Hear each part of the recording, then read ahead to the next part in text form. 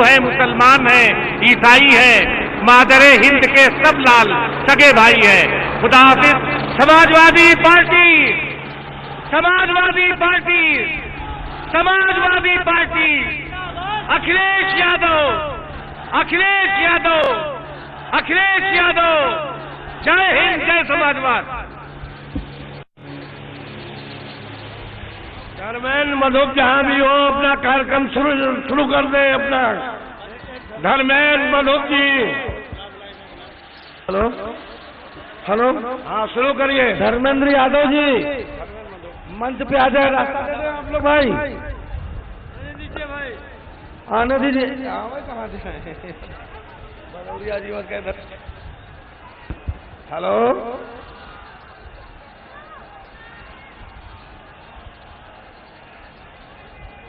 Hello, अभी आइए आपके सामने। अखिलेश यादव जिंदाबाद, जिंदाबाद, समाजवादी पार्टी जिंदाबाद। खेत चल रहे हैं, लालबंती जी की तरफ से रखता हूँ चुनाव निशान छड़ी। गन्ने का भी उचित समय पर दाम नहीं मिलता, मजदूरों को उत्तर प्रदेश का काम नहीं मिलता। उत्थान दलित वंचित पिछड़ों का विशेष जरूरी है। उत्तर प्रदेश की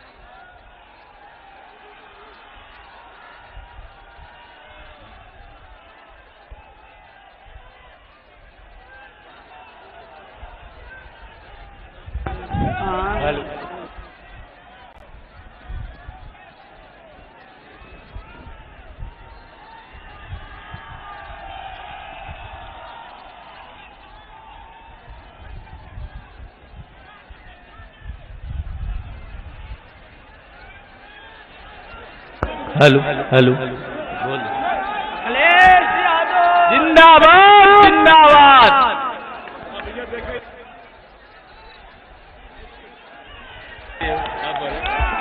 अखिलेश यादव, अखिलेश यादव।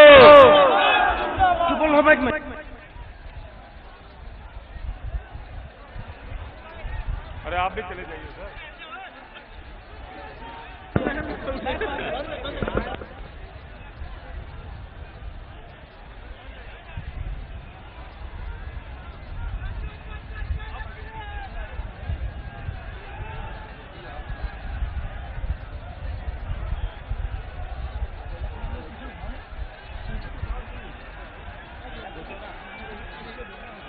आज पीछे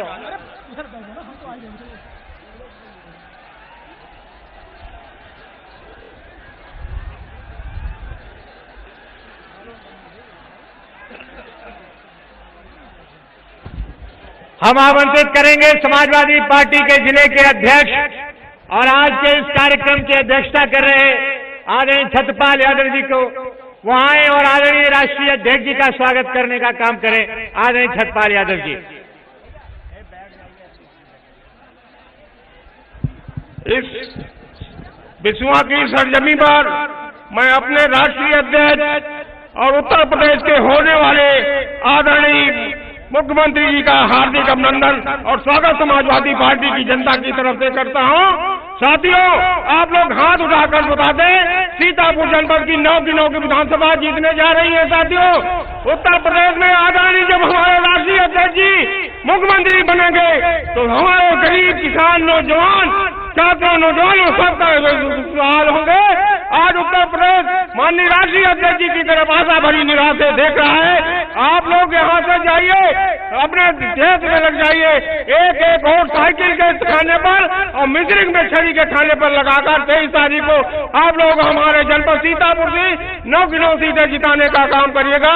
इन्हीं शब्दों के साथ मैं आदरणीय अखिलेश माननीय राष्ट्रीय अध्यक्ष जी का पुनः अपनी तरफ से, अपने आए हुए सभी जनता की तरफ से हार्दिक अभिनंदन और स्वागत करता हूँ। जय हिंद, जय समाजवाद।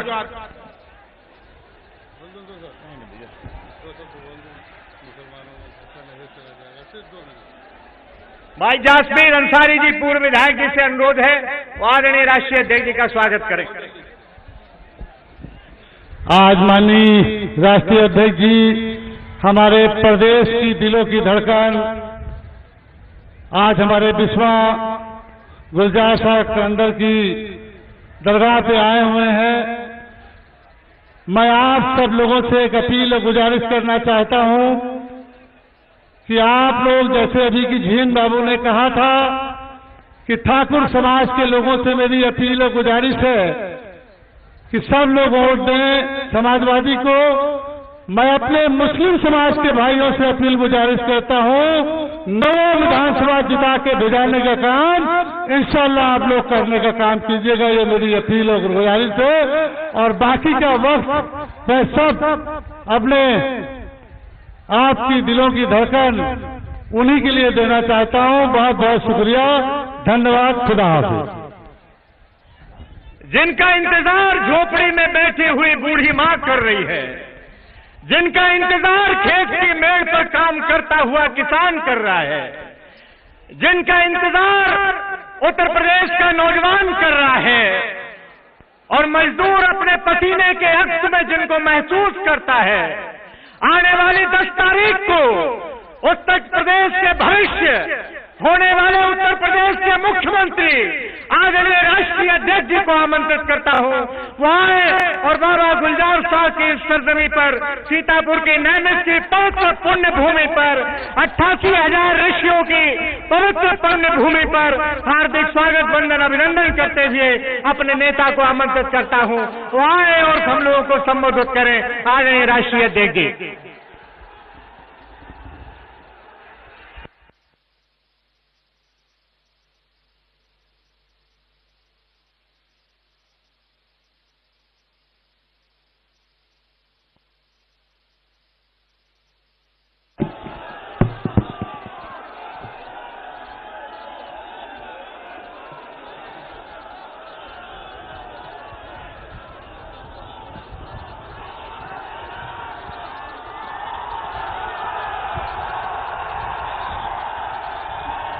बहुत बहुत धन्यवाद।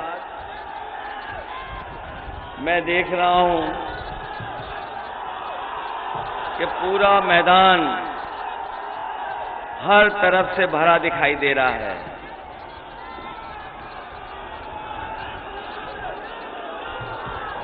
चारों तरफ,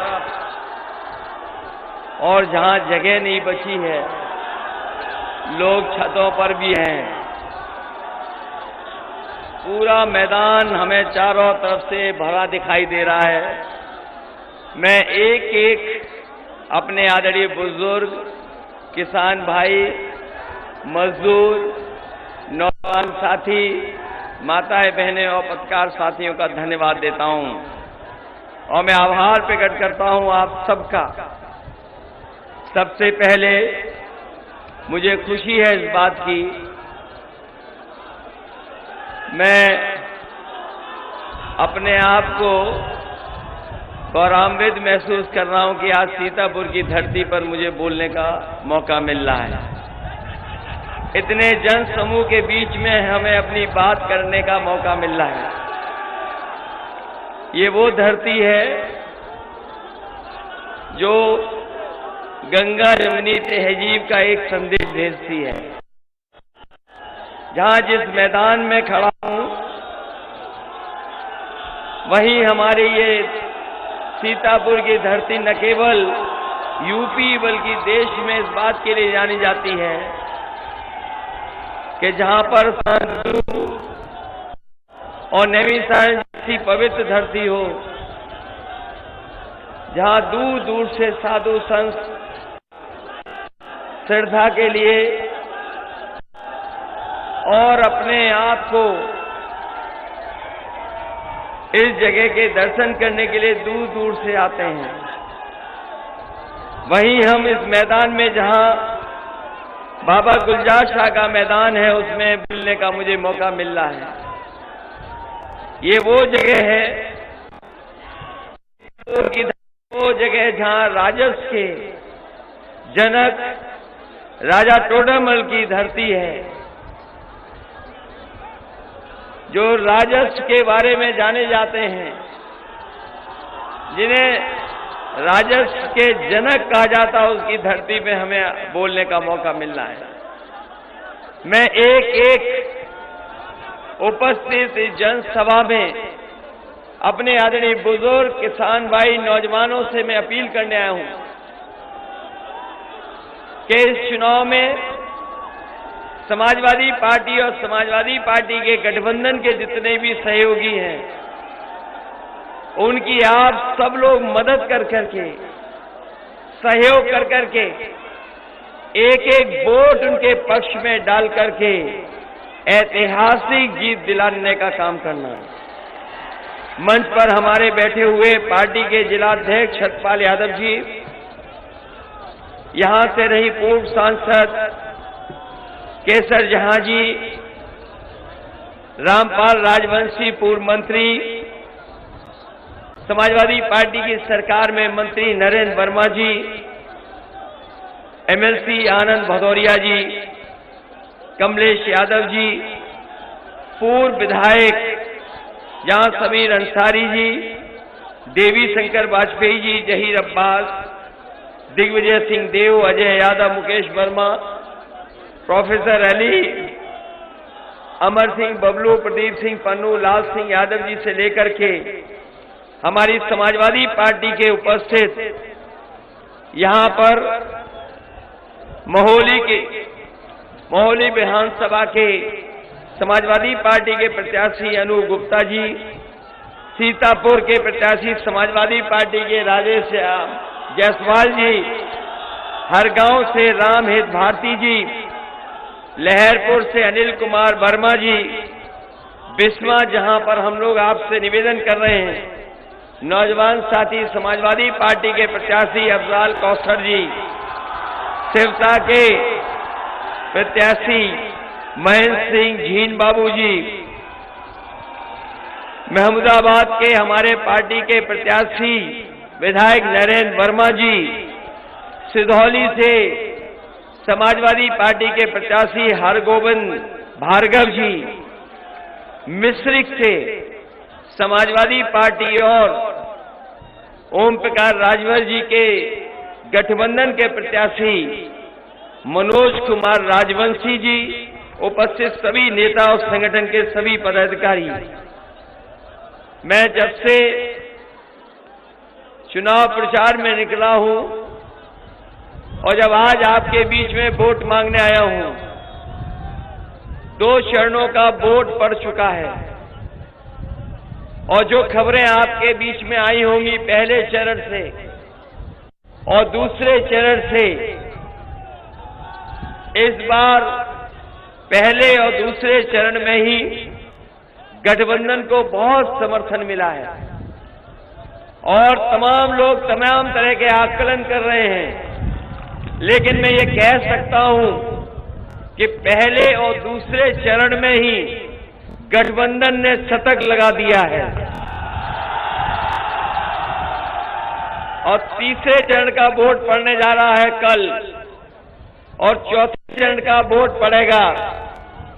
तो तीसरे और चौथे चरण के वोट के बाद समाजवादी और गठबंधन 1 सेंचुरी और मार देंगे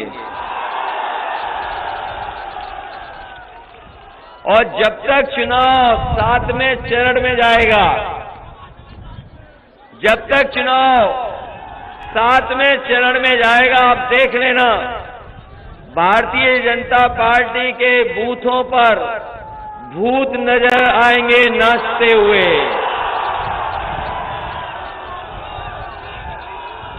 ये लग रहा है कि वोट डालने में तो अभी देर है, लेकिन यहां के लोगों ने राय बना ली है कि उनके विधायक कौन है। और न केवल यहां पर जो सीतापुर की तरफ से हवा चल रही है, और लखीमपुर में मैं देख करके आया हूं, लखीमपुर की सभी 8 सीटों पर वहां के किसान, नौजवान और माताओं बहनों ने फैसला ले लिया है कि इस बार भारतीय जनता पार्टी को माफ नहीं करेंगे, पूरी तरीके से साफ कर देंगे। और सीतापुर, यहां तो 9 सीटें हैं। ये 9 संख्या अंग्रेजी में मैजिकल नंबर होता है, मैजिकल नंबर। इस बार तो सीतापुर से 9 की 9 सीटें गठबंधन के पक्ष में जा रही हैं, और इसलिए भी जा रही हैं कि पिछला 5 साल का कार्यकाल इन्होंने देखा है। 5 साल के कार्यकाल मैं बताओ, भारतीय जनता पार्टी ने हर दिन झूठ बोला कि नहीं बोला। और इनके नेताओं के अगर आप भाषण सुनोगे, जो इनके नेता आ भी रहे हैं, जो छोटे नेता हैं वो छोटा झूठ बोल रहे हैं, और जो थोड़े बड़े हैं वो बड़ा झूठ बोल रहे हैं, और जो सबसे बड़े हैं वो सफेद झूठ बोल रहे हैं।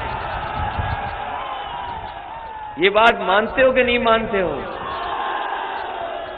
ये वही लोग हैं जिन्होंने कहा कि 2022 में किसानों की आय दोगुनी हो जाएगी। हमारे किसान भाई हमें दिख रहे हैं, हमें सिख भाई दिखाई दे रहे हैं।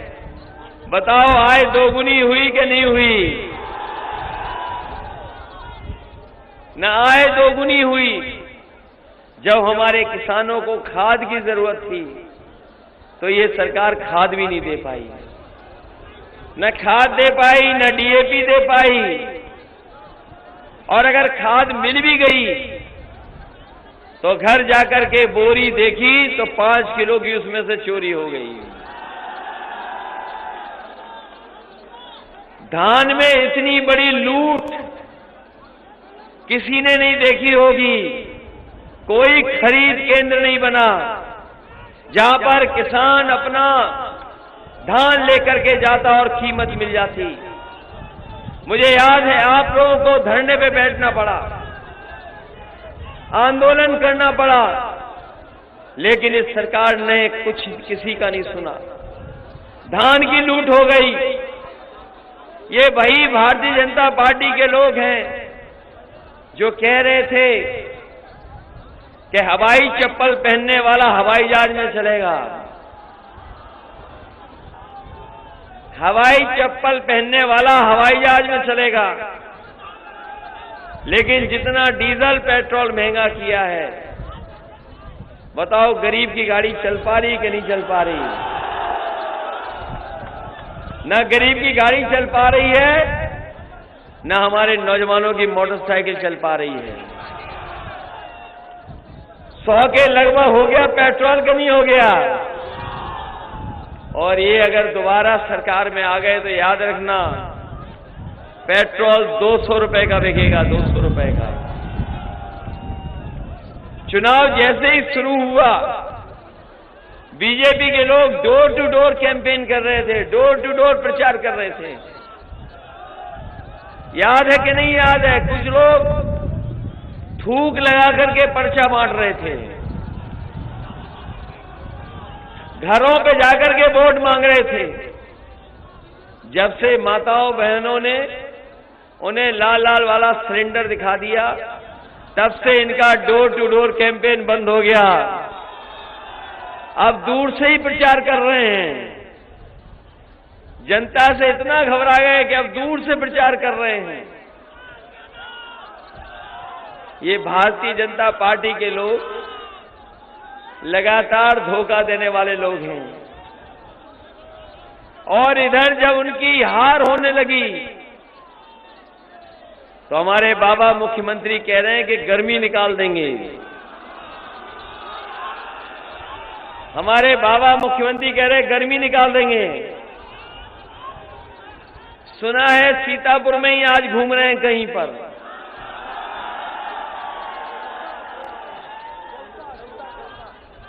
झीन बाबू जी के यहाँ गए हैं, लेकिन झीन बाबू वहां नहीं मिलेंगे। झीन बाबू जी यहाँ जनता के बीच में खड़े हैं।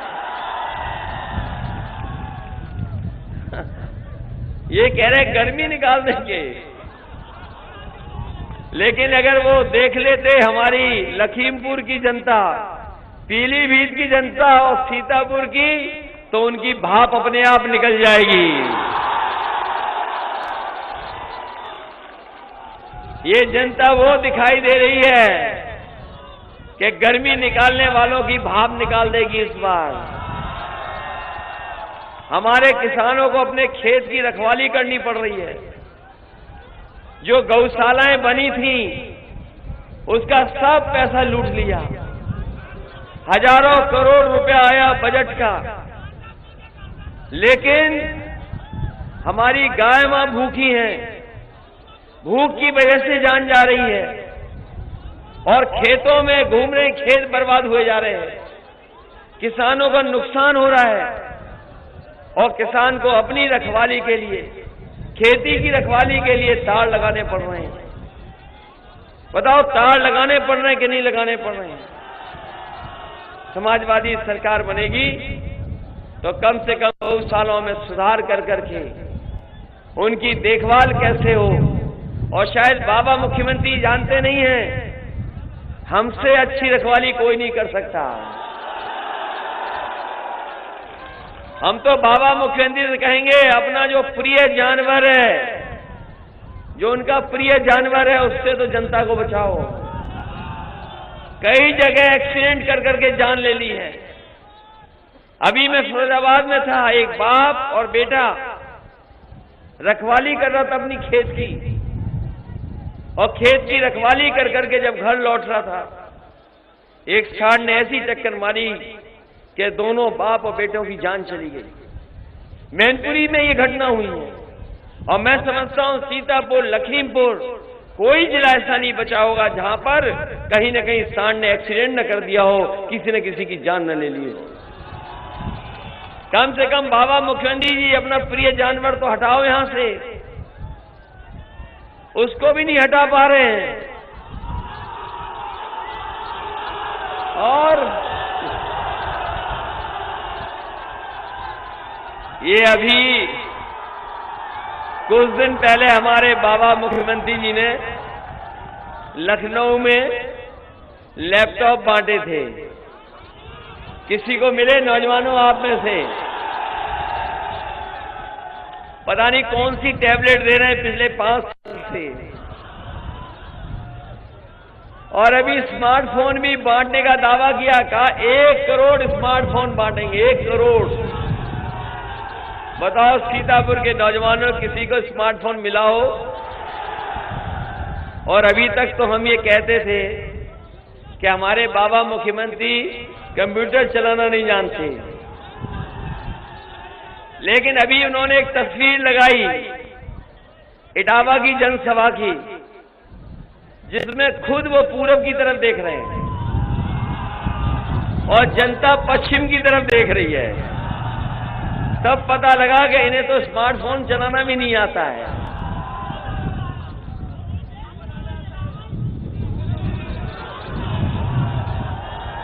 और ये बिजली का बिल जब आता है तो बताओ करंट लगता है कि नहीं लगता है? ये बाबा जी कोई बिजली नहीं बनाए हैं, न बिजली बनाई इन्होंने और न बिजली के कारखाने का नाम रट पाए अभी तक। अभी तक बिजली के कारखाने का नाम नहीं रट पाए। पत्रकार साथियों, कभी उनसे पूछना कि ये जो बिजली आ रही है, क्या आपने कारखाना लगाया? कोई कारखाना नहीं लगाया। ये जो बिजली आज उपलब्ध हो रही है, ये सभी की सभी बिजली उत्तर प्रदेश में जब समाजवादी सरकार थी उस समय की बनी हुई है।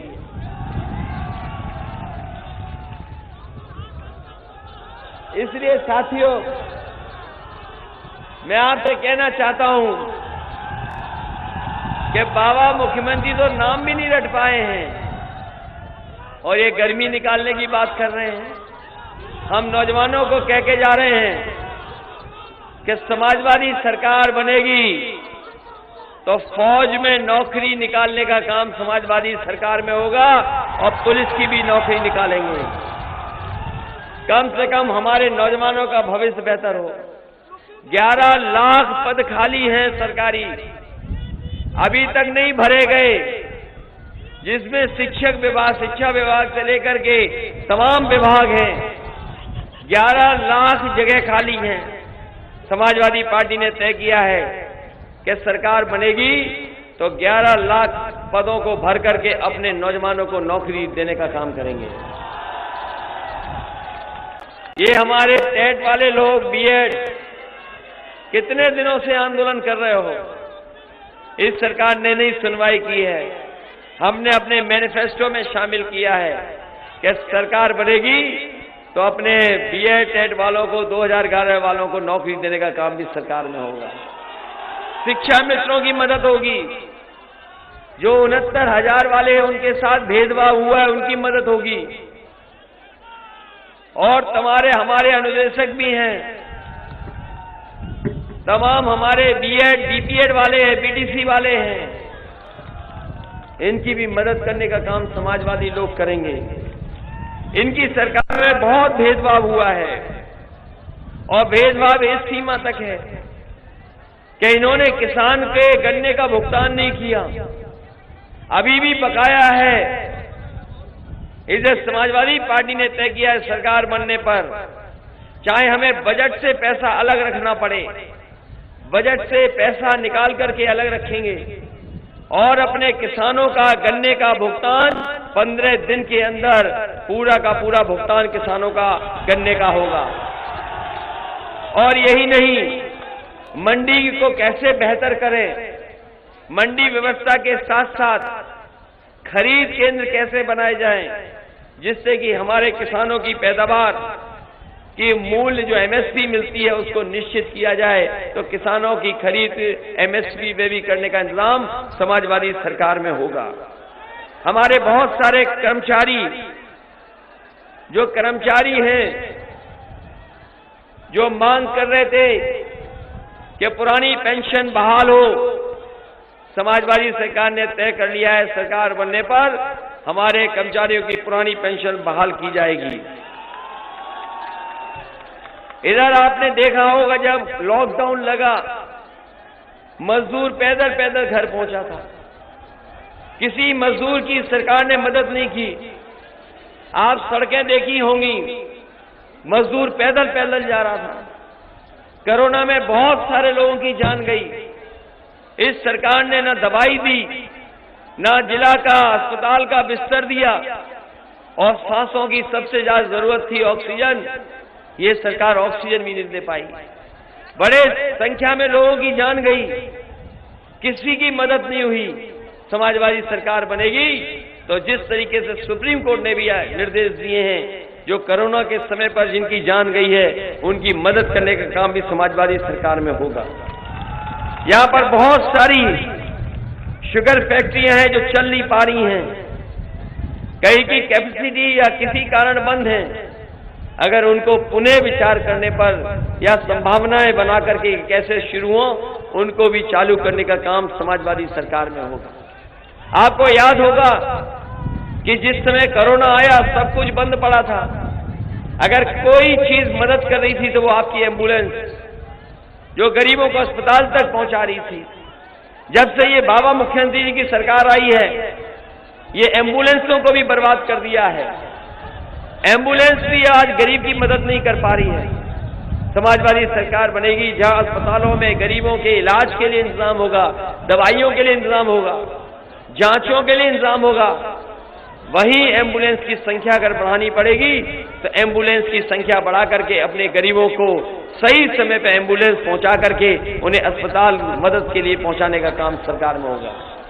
ये 100 नंबर वाली पुलिस वाली व्यवस्था, ये 100 नंबर वाली पुलिस की व्यवस्था चालू की थी, जिससे कहीं घटना हो जाए, कहीं विवाद हो जाए तो फोन मिलाने पर पुलिस आपके पास मदद के लिए पहुंच जाए।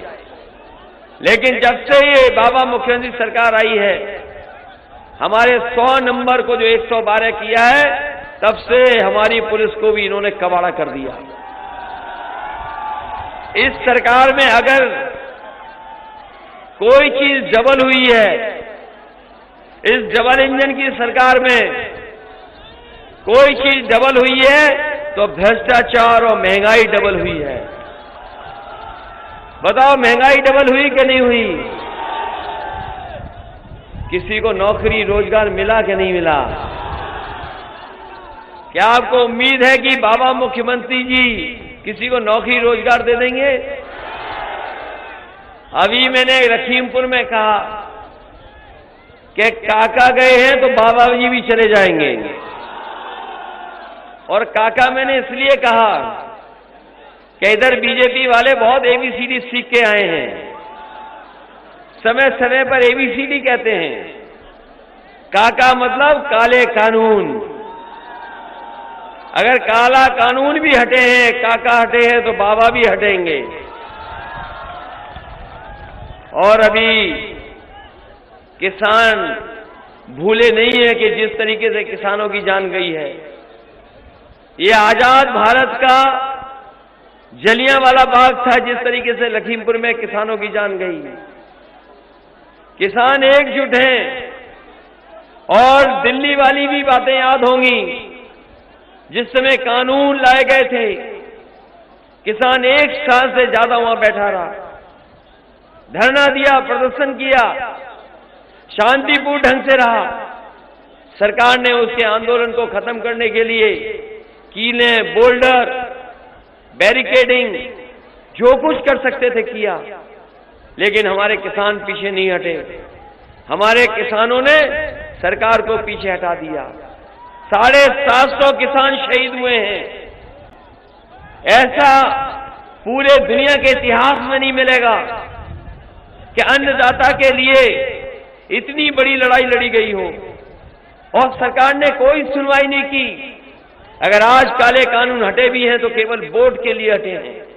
वो जानते थे कि अगर पंजाब में कुर्सियां खाली रह सकती हैं तो उत्तर प्रदेश में चुनाव आएगा तो यहां का किसान, नौजवान भारतीय जनता पार्टी को सुनने नहीं जाएगा, यहां भी कुर्सियां खाली होंगी। इसीलिए कानून वापस लिए हैं, केवल वोट के लिए कानून वापस लिए हैं। और मैं कहना चाहता हूं, भारतीय जनता पार्टी के प्रत्याशी अगर कान पकड़ करके 700 बार भी उठक बैठक लगाएंगे, उसके बावजूद भी यहां का किसान और नौजवान इन्हें माफ करने वाला नहीं है। बताओ, किसान भाइयों ने माफ करोगे?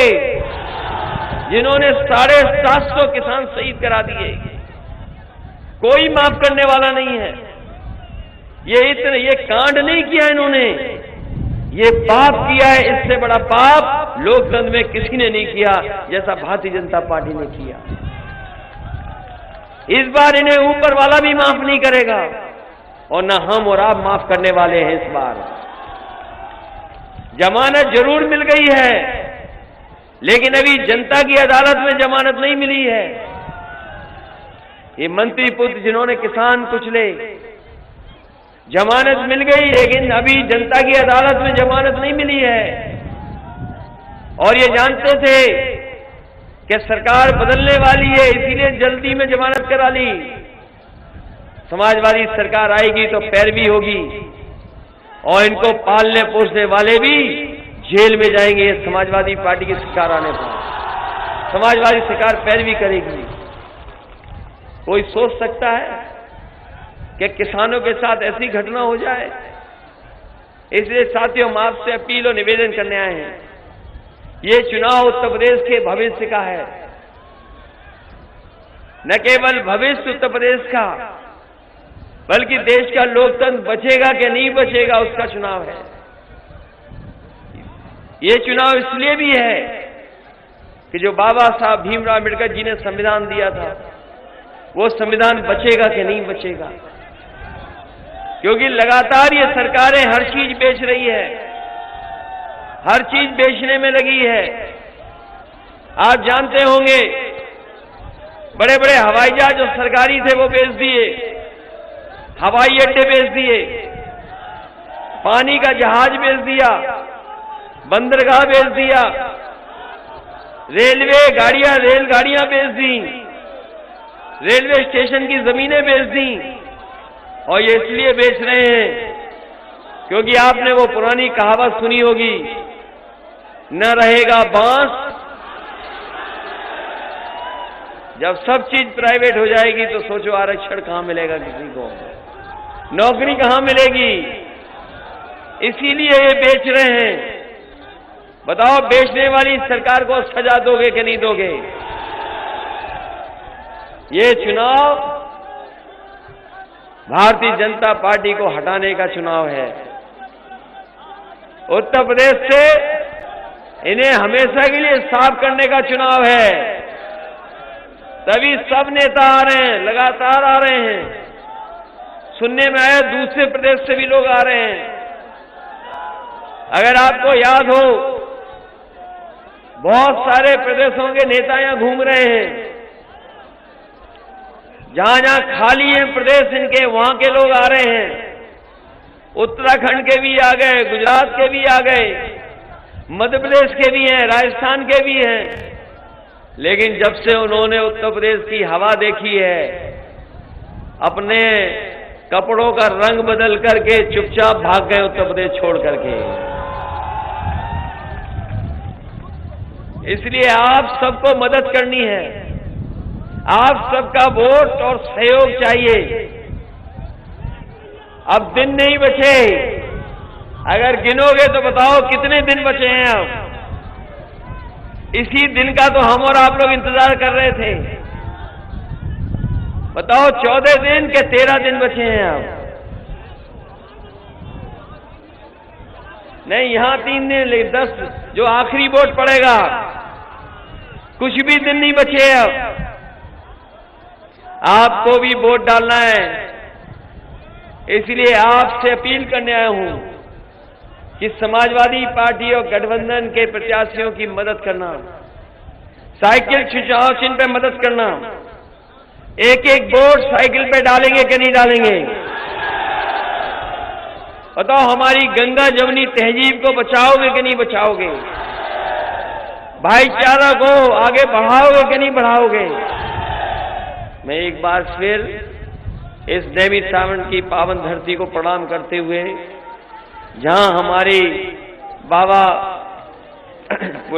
गुलजार शाह का मैदान और यहां से संदेश जो जाता है भाईचारे का, उस भाईचारे को और बढ़ाने के लिए एक एक वोट साइकिल पर, और हमारे मिश्रिक के प्रत्याशी हैं जिनका चुनाव चिन्ह छड़ी है, सब दलों को साथ ले लिया। बताओ इतने दलों को साथ लेकर के आपकी पार्टी का आज जमीन पर माहौल अच्छा है कि नहीं है? हर वर्ग को जोड़ लिया कि नहीं जोड़ लिया? और जिस दिन आए थे स्वामी प्रसाद मौर्य जी, उसी दिन भारतीय जनता पार्टी की हवा खराब हो गई थी। ये जो मुख्यमंत्री जी 12 बजे उठने की बात कहते हैं, पत्रकार साथियों के भी इंटरव्यू सुने उनके आपने? पत्रकार साथी तो जान गए हैं कि जो इंटरव्यू चल रहे हैं, जो भाषा बोल रहे हैं, उससे उनके 12 बज चुके हैं। और रहा बचा हिसाब किताब जनता कर देगी जब वोट इनके खिलाफ पड़ेगा, क्योंकि आज इनके पास महंगाई का जवाब नहीं है, आज इनके पास बेरोजगारी का जवाब नहीं है, आज इनके पास जवाब इस बात का नहीं है कि 750 किसानों की जान कैसे चली गई। इनके पास जवाब इस बात का भी नहीं है कि मंत्री पुत्र ने जीभ से किसानों को कुचल दिया। इसलिए इस लोकतंत्र को बचाने का काम करना और एक एक वोट साइकिल के चिन्ह पर डाल करके ऐतिहासिक जीत दिला देना, यही निवेदन, यही अपील मैं आपसे करना हूं। आप सबका बहुत बहुत धन्यवाद।